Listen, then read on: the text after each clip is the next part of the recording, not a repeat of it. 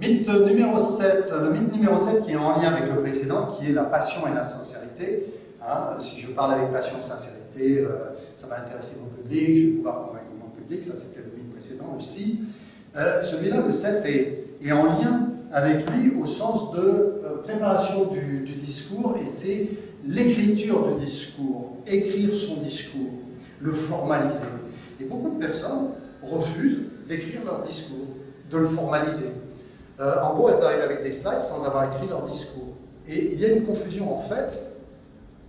Ces personnes veulent pouvoir... On retrouve les autres mythes, un peu à peu, ils s'empilent. Elles se disent, si je lis, je vais avoir l'air de ne pas connaître mon discours, le public va s'ennuyer, je vais être focalisé sur mon discours et pas sur mon public. Elles ont raison. Quand on dit lire son discours, c'est sur un prompteur. Donc il y a confusion des termes. Je vais les expliquer rapidement. Écrire son discours veut dire l'écrire pour soi. Je l'écris, donc je l'intègre, je le mouline, je crée des éléments de langage, je trouve les bons mots. Ça, c'est écrire son discours. Après, comme en ski, un slalom, je peux m'éloigner du piquet. Je prends mes mots-clés et je m'éloigne de l'écriture du mot et de la phrase écrite.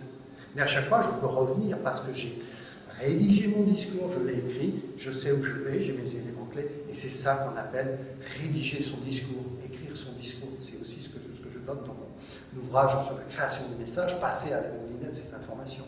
Donc vous voyez, écrire son discours, ne nous n'emprisonne pas le présentateur ou la présentatrice. Écrire son discours permet de passer à la moulinette, et au contraire, on peut s'en libérer tout en pouvant revenir sur les éléments clés. D'accord ? Et à partir de là, on pourra parler avec passion et sincérité. Demandez aux avocats. Leurs discours sont très structurés, c'est très mouliné, ils citent leurs articles de loi, et à partir de ce moment-là, ils peuvent parler avec passion et sincérité.